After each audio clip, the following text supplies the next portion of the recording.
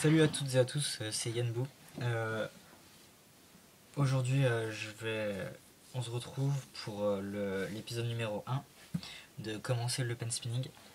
On va voir les figures de base, 3. Ben, j'en ai choisi 3 pour bien vous délier les doigts et apprendre les rudiments du métier en quelque sorte. Alors, on va commencer par le Samba Round. Vous prenez votre stylo ou votre mode et vous le coincez, vous le tenez entre votre pouce et votre index, de cette façon.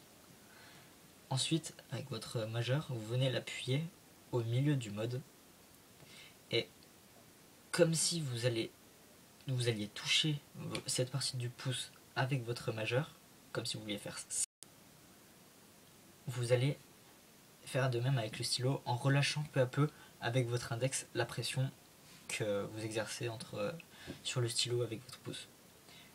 Et de cette façon, vous arriverez à obtenir la rotation attendue.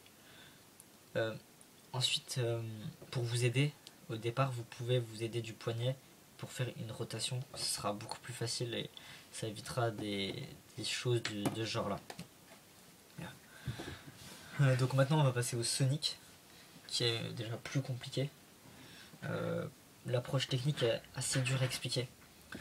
Alors, vous prenez votre mode que vous allez coincer entre l'annulaire et le majeur. Alors, vous allez le mettre ici et coincer l'autre bout du mode entre votre pouce, entre le creux qu'il y a entre votre pouce et votre index.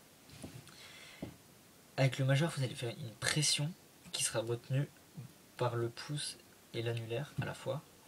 Et une fois que vous voulez faire partir la figure, vous reculerez votre pouce afin de lancer la pression.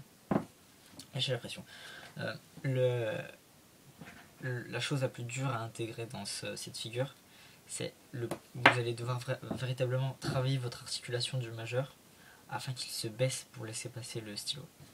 Car le mouvement en décortiqué, ça donne ça. Voilà. Faut surtout pas faire ça, ce qui est complètement différent. Je crois que ça n'existe même pas. Voilà. On voit souvent des gens qui font ça, mais bon, voilà.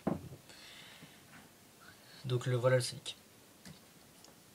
Ensuite, on va voir le Finger Pass. C'est une figure assez connue aussi, qui est assez facile à intégrer. Bon, il y a peut-être le passage vers le petit doigt qui est assez dur à faire. Mais bon, une fois qu'on a compris le fonctionnement, il faut juste de l'entraînement pour que la fluidité vienne.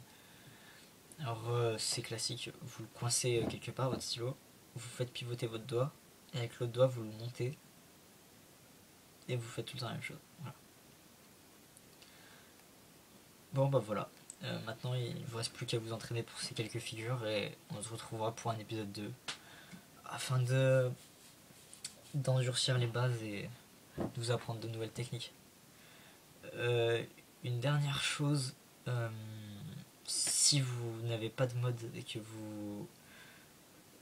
je préconise d'en avoir un quand même, parce que c'est complètement différent d'un stylo à un mode. Si vous voulez à tout prix que je vous fasse un tutoriel pour en faire un, laissez-moi des commentaires et je vous en ferai un avec le montage, le choix des matériaux, ou sinon sur YouTube il y a des belles vidéos bien faites, vous y arriverez. Voilà, c'est tout. À la prochaine et bon entraînement.